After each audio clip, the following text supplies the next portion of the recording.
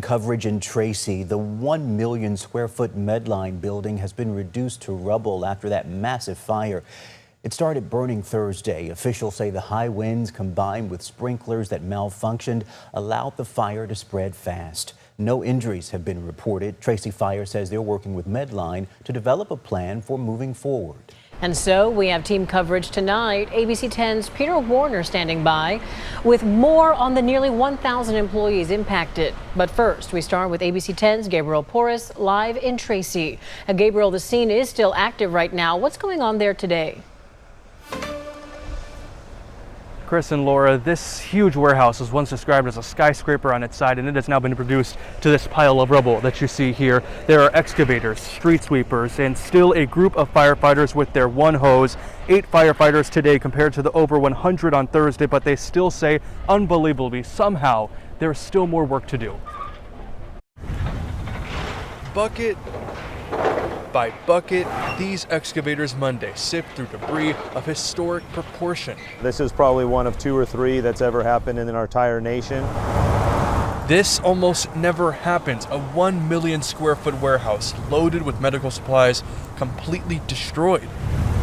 Days after the fire started in Tracy, the water is still flowing. We're ultimately flowing probably somewhere between 7 and 9 million gallons so far.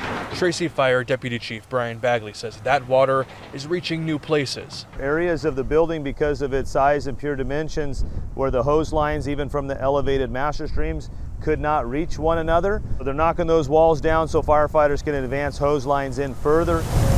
As hose lines close in, the fire department and now federal investigators try to figure out how. Our fire marshal is working hand in hand with the ATF. There's actually kind of 2 investigations happening. Obviously the cause and origin for the fire, and then the reason why their private water system, yard hydrants and sprinklers did not operate the way that they were intended to.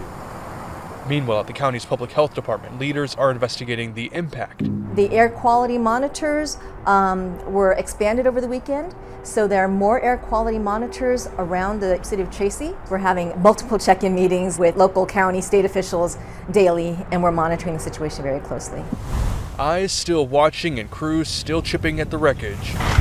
But 4 days later, the historic fire attack is nearly done. Right now, we're just on that cusp of where operations is about to cease, and the recovery efforts is going to be handed over to the property owner. The public health officer says that if you do clean up debris in your yard, to wear long sleeve clothes, gloves, and a mask. The Tracy Hills Fire Station is offering some of that equipment for free starting today.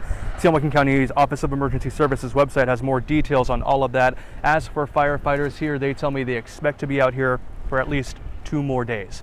Live in Tracy, Gabriel Porras, ABC 10.